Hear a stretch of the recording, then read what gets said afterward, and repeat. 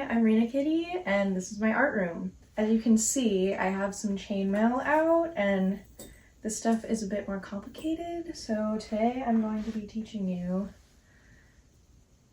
how to make one of these little flowers. There's 3 flowers here, 1, 2, 3, and they get progressively smaller. It's definitely easier to make the bigger ones, but once you figure out how to make the flower itself, you can make them in any size you want. You can attach them to earrings, necklaces, you can make them into whatever you want. For supplies, you're going to need a pair of needle nose pliers. These are curved.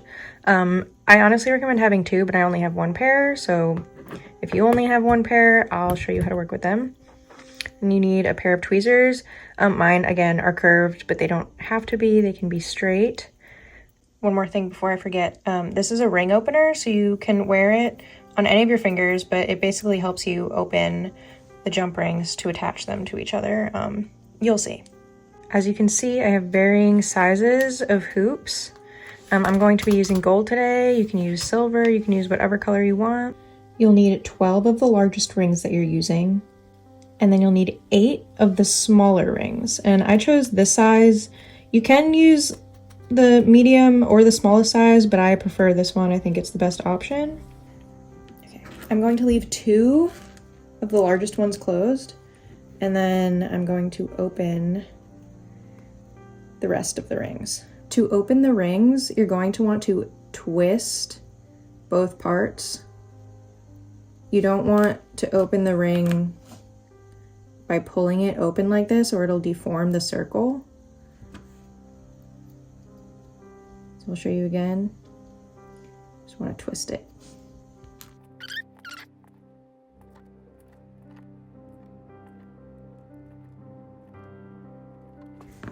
Okay, first things first, we're going to take the 2 rings, the large rings that we did not open, and we're going to place them on our tweezers. And our tweezers are basically just going to act as like a stand for us to build the chain off that will eventually become the flower. So once we have those 2 on there, we're going to put 2 of the small rings on. And I like to use my needle nose pliers to clamp it shut, and this is honestly a lot easier with 2 pairs of pliers, but I only have 1, so as you can see, we have 2 small rings attached to 2 big rings. And now we're going to take one of the big rings, and you want to put it in between the big rings, going around the small rings.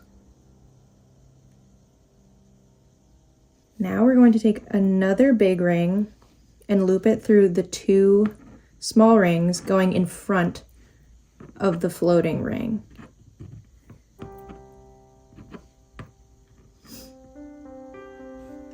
And then we're going to take another large ring, turn our chain around, go through the 2 small hoops on the other side of the floating ring.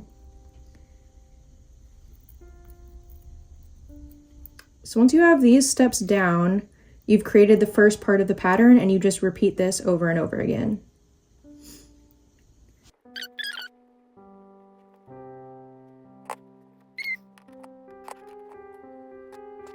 So now, once you've finished the pattern and you have 1 large ring left and 2 small rings left, here's where we're going to turn it into a flower. So you want to push the ends together and take the 2 small rings and link them on this and this side, so they'll be linked together.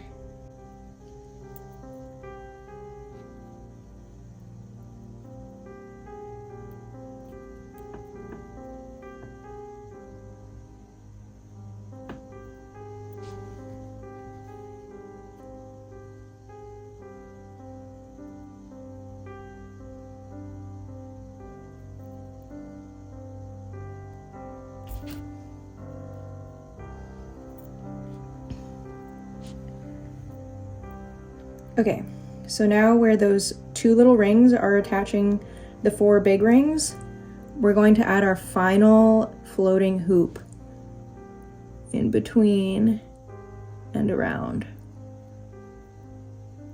This last one is a little bit tricky, but once you get it, smooth sailing.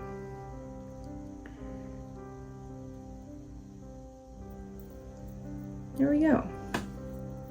So now that you've learned how to make a chainmail flower, you can make yourself some cool jewelry. You can make your girlfriend, your wife, your friends some cool jewelry, and I don't know, have a fun new hobby.